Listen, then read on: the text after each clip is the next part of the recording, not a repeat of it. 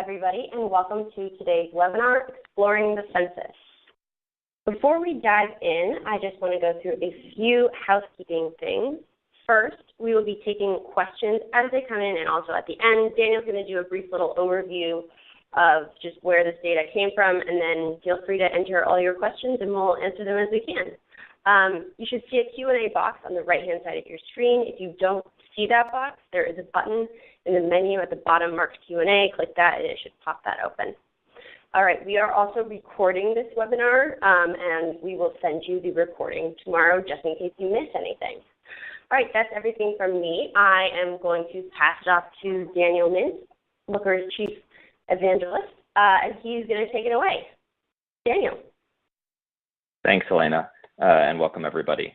So yeah, before we dive in and actually explore the census, I thought I'd just take a minute and explain why this is sort of an interesting pursuit.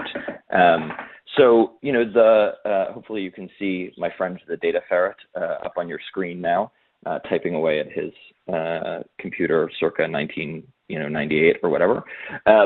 So, you know, most people, when they think of the census, they think of the decennial census, which is the one that's mandated by the Constitution, that's done every 10 years, and everyone is required to answer it, and it's trying to sort of, you know, get a sense of who lives where and asks just some basic questions. But the Census Bureau also runs a whole bunch of other surveys on a regular basis. So they run something, for example, called the Current Population Survey, which is what gives us the unemployment rate. They run the American Community Survey, which gives us all kinds of other stuff that we know about our communities and who lives there. And they collect all that data, and actually they do a pretty good job of making it publicly available. The problem is that the system that they use to make it publicly available was state-of-the-art circa 2002. And I'm going to just show you that system. It's called Data Ferret. And this is what that tool looks like, or at least what the homepage for that tool looks like. You'll see that I'm running it in Safari because that is the only browser that it runs in. And to run it, you need to turn off all the security settings on your computer. And then you need to launch Data Ferret, and we'll see if we get lucky here and we actually get it to cooperate. I've got my fingers crossed. It is a Java applet, so you never know. Here we go. All right, so far so good. So here is this amazing Data Ferret, and I'll see if I can shrink it down so you can see the whole amazingness. Warning, internal problem. All right, well, we'll keep going and hope that it doesn't hurt us too badly. So this is what Data Ferret looks like. It is a Java applet. As you can see, it's got the super cool nav bar up top. And if we wanted to get some data, we could go in here and we could see all kinds of interesting data. So there's the Current Population Survey that I was talking about. There's the American Community Survey. They also actually have, from the decennial census, they have it going all the way back, historical census data, to 1850. You could download the 1850 census results, which might be fascinating. And you know, if we were going to download the 1850 census results, we would pull up the 82 variables that they asked about back then. Things like, were you married in the last year? And we'd put them, or let's say last name, and we put them in our data basket. So we'd say, okay, let's select that one and we'll put it in our data basket. As you can see, state of the art. And then we'd go to our data basket and we'd download that data. Super fun, could download it all different kinds of ways. I'm not going to go through this, but the moral of the story, as you perhaps have guessed, is that this is not the most user-friendly tool. And in fact, when you get the data, when you download it, I'm going to exit out of Data Ferret for now. When you download the data, what you get in terms of a data file looks something like this. And so, you know, you'll notice that each of the column names is 8 characters or less. And that's because that was the rule when they started digitizing this stuff. And so we have something like HID, which I know stands for Household ID. and then occurrence number, which is which person in the household they were talking to, and the year and the month. And then we have great variables like PEEDUCA. And you might be wondering, well, what does PEEDUCA mean? And it turns out that that's the education variable. It tells you what's the highest level of education that someone has completed. And obviously, the well-known education level of 31 is one of the possible values. Now, obviously, I'm joking, and this doesn't really mean anything to most people. And so the other type of file that you get when you download this data is a code book, which looks something like this. And so, for example, let's see if we can find PEEDUCA. There it is. Okay, so we'd look here and we'd say, here's our column name, and it's a demographic question that indicates highest level of school completed, and 31 means less than first grade, and so on down the line. So, this is kind of how data was generally manipulated back in the day, and still there are plenty of academic programs that do it this way, and they use code books. But it is a rather laborious process to sort of extract meaning from these data files, and that's too bad because this data is incredibly rich and tells us a lot about sort of what's happening in the world. So what I set out to do was to take these code books and these data files and turn them into a language and put them in an application that could sort of impart meaning to the data directly. And luckily, that's really what Looker is good at. So I wrote a couple of Python scripts that parse through these code books and these data files. I loaded the data files up into Google BigQuery, and the Python scripts wrote out this lookml, which is great because the code books and the lookml files end up being many tens of thousands of lines long. And so we can look for that same PEEDUCA. And we see that what was in that code book as just plain text is now converted into lookml, which is the language that Looker speaks. And so, we have a label, highest level of school completed. We know that it's a demographic variable. It's of type string. And then we have this SQL case statement, which is the way that Looker constructs case statements in SQL. And so we say, all right, well, if it's a 31, then that's less than first grade. If it's a 32, that's first, second, third, or fourth grade, and so on down the line. And so by doing this, we can then hop over into Looker's interface, and we can start making sense of this data and asking it questions, which is where things get really fun. So, for example, if we wanted to ask a pretty basic question, we could do that. So we could look for, let's say, state, and we could look just at the number of people in the state. And we're looking at the 2012 data. The data that I downloaded and loaded up in Looker is actually the data that Current Population Survey gets every other November. So the Novembers of even years when there are federal elections.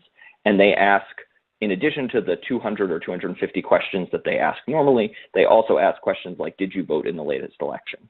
And so that gives us a sort of fascinating data set to look at. And we have that data loaded up from 1994 all the way through 2014, the last federal election. So we have 20 years worth of data. And so we can see some basic stuff like, well, how many people live in each state? We can visualize that.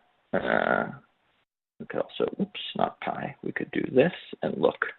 And as we all know, there are more people in California than there are anywhere else. But we see the other biggies, Texas and Florida and New York. And, this is pretty basic and not terribly interesting, but that's okay. It's a good place to start. And, the SQL that is being written to make sense of this is actually pretty complicated and not something that one would want to write by hand. But it's really easy for Python to write the lookml that tells Looker how to write the SQL. And the reason that this one is so gnarly looking is because they changed the name of the state variable in 2014. So things, we have to deal with weirdness in the data like this. And trust me, this data is pretty weird. So let's ask something more interesting. So let's say, how many, let's add an age filter. So let's say, how many people under the age of 18 live in each state? So we'll do that and go back to our visualization. And you can see, there are 9.2 million people in California who are under the age of 18 as of 2012. 7 million in Texas, which is actually much closer in terms of population than total population was. We can look at Florida, and so on and so forth. But we might want to ask a more interesting question. So we might want to say, like, how many people of each population, what percentage of the population in each state is under 18? That might be a more interesting question. And so what we're going to do here is we can also do that really easily. So we can say, all right, we're interested in state, and we're going to define all the people in the state as our cohort, and then we're going to define a group as well. And so we're going to see what percentage of that group meets these criteria. So, whoops, let's actually do it this way. Filter is 0 to 17. So we'll do it that way. And then we're going to ask, well, what percent of the population is in that cohort? And so we'll see what percentage of people in each state are under 18. And so we can ask these sort of more interesting questions this way. And so now we can visualize this. And we can see that actually Utah has the largest percentage of population under 18. So, almost 33, almost a third of Utahns are under 18. Idaho also very young, relatively. Texas quite young as well. States that are not so young, states like Vermont, New Hampshire, Montana, North Dakota. So we're starting to get some interesting stuff here. And so what I figured I'd do, this is kind of a challenge, and we'll see how it goes. I don't generally query live in front of lots of people, but we'll see how it goes, is just open it up and see what folks are interested in knowing. And so before I do that, let me just show you what I have so you know the kinds of things that you can ask about and that I'll be able to answer. But then I will just open it up and folks can submit questions in the Q&A box. So the kinds of things that we know about are, we know about age, we know about education levels. So if you've completed graduate courses, if you've completed high school, all of those things. We know about racial subgroups and Hispanic origin subgroups. So we know, if someone if their family came from Cuba or Japan or Thailand. We know about veteran status. We know what generation people are in. We know where people were born and where their mothers and fathers were born. We know some stuff about how much people make in terms of hourly pay versus yearly pay. We know where they live and if they live in metropolitan areas or non-metropolitan areas. We know what kinds of houses they live in and how many people they live with. We know what industries they work in and what types of jobs they have and how many jobs they have for that matter. We know if they're currently unemployed or looking for jobs. We know if they're currently in school and what kind of school.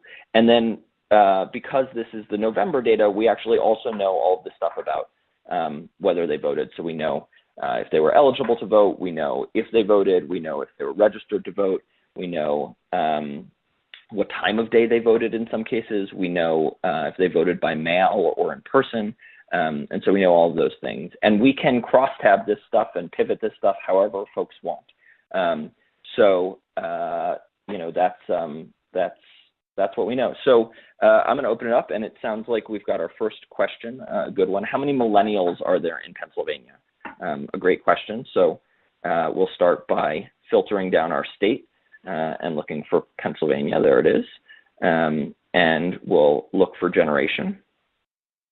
So we'll filter to millennials. And actually, why don't we do this? We can see over time. So we'll go back to 1994. Millennials are generally thought of as being born from sort of 1980-ish to 2000. So we can see how the number of millennials has grown over time just in Pennsylvania. So we'll look at that. And here we go. And so we'll run this. Doing this live, folks. So we'll see how it goes.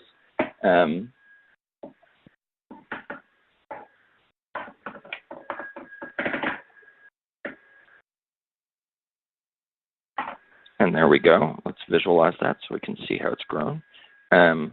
So it looks like Pennsylvania, as of 1994, had 2.2 million millennials, and it's increased as high as 3.3 million in 2010, and it's actually decreased since then. It's about 3.25 million now, or as of 2014. So that shows us how many millennials we've got in Pennsylvania.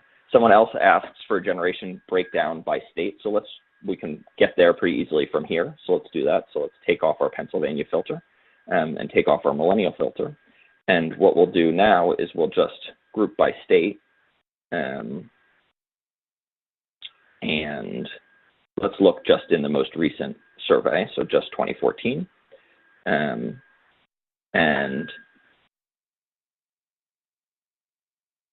so we'll look, and let's pivot that generation so we can see generational composition of each state as of 2014.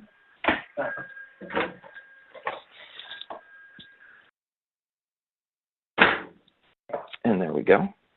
So now we've got our silent generation, our baby boomers, our Gen X, millennials, and Gen Z. So let's think about how we might want to visualize this. We could do it kind of like this and do a stack. So let's order it by people. There we go. All right, so we can see state by state, how many people in each generation, silent generation on the bottom, then the boomers, Gen X, millennials, and Gen Z.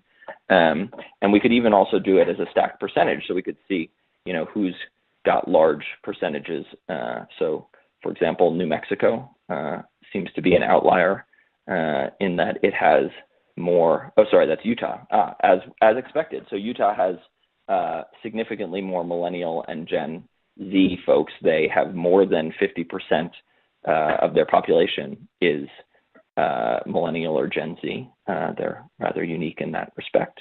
And so we can see sort of that the composition certainly varies state to state, but there aren't a ton of outliers other than Utah and maybe Idaho. There's our other very young state. So 27% of Idahoans are millennial and 21% are Gen Z.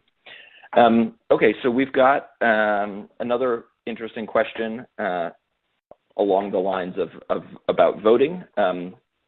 So we'll dig into that. So the question is, what state has the highest percent of voters votes mailed in or cast early? Which is a great question.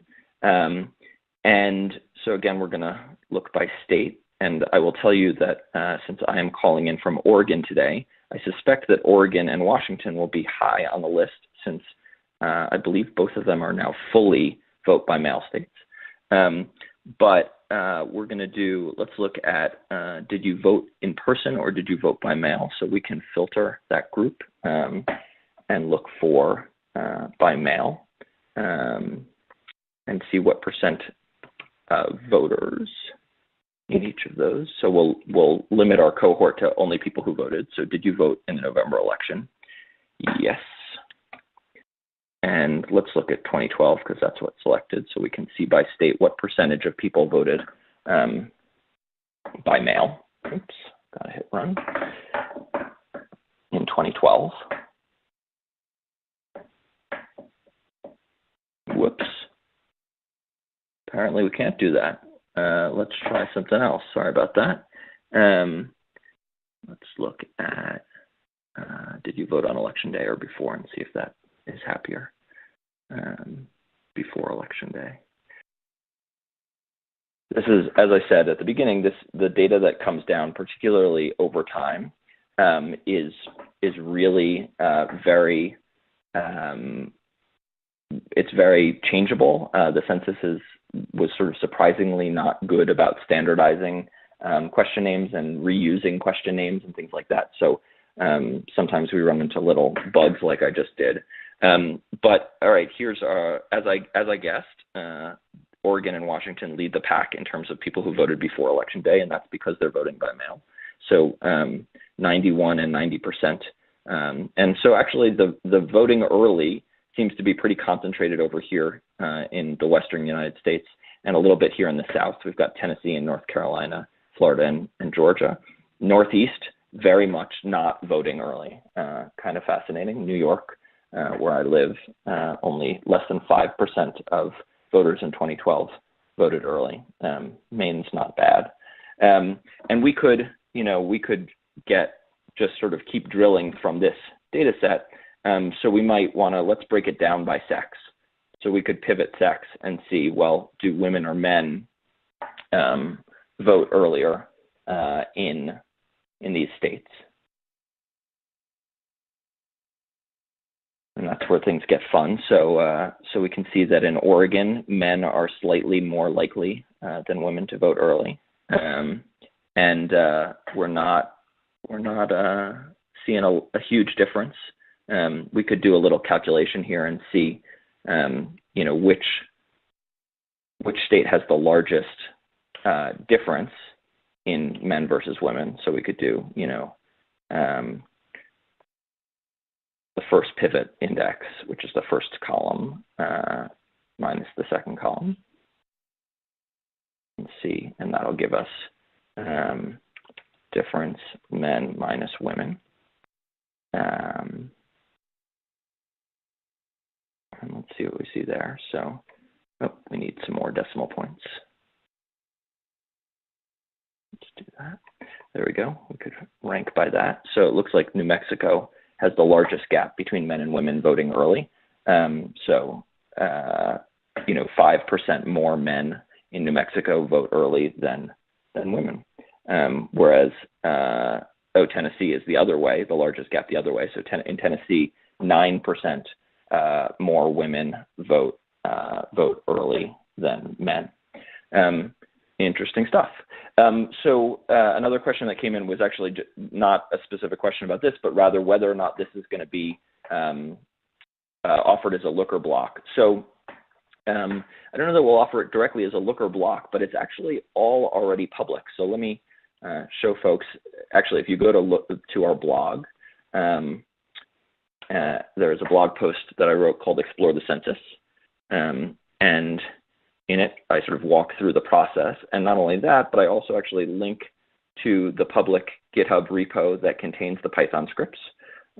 You'll have to forgive me. I'm kind of a script kiddie, not a serious developer. SQL is my native language, not Python. But this stuff works. So we do lots of regex parsing to make sense of those code books and write out the lookml. So you can access that right now. And then the other thing is that this Looker instance that I'm working on, which is called census.looker.com, is actually available for you to dig into now. You can just go to it and check it out. And so the easiest way that you can get there, you can check out one of the two resources that we've put up. So one is called, is at censuslooker.com. Here, let me see if I can expand my screen a little bit so you can see that. So if you go to censuslooker.com, you'll see some of the interesting things that we've found. So, how many Americans are deaf or have serious difficulty hearing? Well, 8.3 million as of 2014. And you can actually, if you hit the Explore button from there,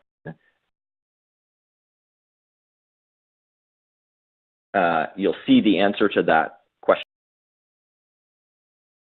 who are deaf or have serious difficulty hearing. But if you just click this little plus button, you'll be able to start going in yourself and adding filters and pivoting, and checking out the data yourself. Some other things we found. So, where do most naturalized citizens come from? So where are people immigrating and becoming citizens from? A fascinating question. And so we can do that. And so to find that out, what we've said is we want the people whose citizenship group is foreign born but U.S. citizen by naturalization. And we can see that by far the biggest source of naturalized citizens is Mexico, Canada, China, India, Russia, all major ones. Then the one other thing that I encourage folks to check out is called explorethecensus.com, which we just push live this week. So this is a place where we're going to be telling sort of data stories that we found in this data from the census. And so, for example, this one is about the housing bubble and housing in America over the last 20 years. And so you can see like the home ownership rate growing and then falling off. And you can also filter down to states. So we could filter to a state like Florida that had a particularly bad housing bubble and see how home ownership changed in Florida. And we'll see, there you go. You see that it was growing above its 1994 rate and then really crashed pretty hard. And now, as of 2014, is almost 3 percentage points below its rate in 1994. We also broke it down by women and men. We broke it down by rental and owners. So orange here is people owning and how much that was growing. And you can see it was growing as the housing bubble grew and then started to fall off and more people rented. You can look at it broken down by race. You can look at it broken down by education levels. And you can even look at how many people folks were living with. So maybe as one, I'll do one last question from scratch over here, and then we'll close up shop, and folks are welcome to explore this on their own. So the last question I'll look at is just let's look at states by diversity. And so from the census's point of view, race and Hispanic origin are actually different things. You can be white Hispanic or white non-Hispanic. You can be black Hispanic or black non-Hispanic, but we combined them a little bit for ease. So we can look at how many people in each state fall into the major racial groups. The census also changed the way that they counted race as of 2002, went from just having 4 categories to having more like 25 because of mixed race possibilities. But here we can look at this. Let's go and do a column graph, and so we can show percentage. And so what we can see is how many people were of each race in different states. So we can see that California right here is quite diverse. Only 39% of Californians are white non-Hispanic, whereas 37% are of Hispanic origin. But actually the single most diverse state is all the way over here on the right, and it's Hawaii. And the reason for that is that a huge percentage of Hawaiians are in fact Asian Pacific Islander because they are Hawaiian. Lots of other as well, which may be mixed race. But only 17% of Hawaiians are white and non-Hispanic, whereas somewhere like Vermont, 94% of Vermonters are white and non-Hispanic. So I hope that this was a sort of quick intro to how powerful and rich this data set is, and all kinds of crazy questions that we can ask of it and find stuff out from. This was a fun challenge for me to be doing this live in front of you all. And I hope that you'll go check out censuslooker.com and explore the census.com and Looker's blog to get a little more background on how we did this. And I hope that you'll explore yourself because it's really fascinating stuff, and we'd love to hear from you. And I'll hand it back to Elena. Great. Thank you, Daniel. That was fantastic. As I mentioned at the beginning, we will be sending out a recording of this. In that email, I will also have the links to everything that Daniel showed you today, the Explore the Census website and the censuslooker.com. If you're interested in finding out more about Looker, feel free to check us out online, looker.com/free-trial, or email us at discover@looker.com. Keep an eye out for upcoming Looker webinars. We will email you when we have more. All right, thank you everybody for attending today, and thank you, Daniel, for your time. Have a great day.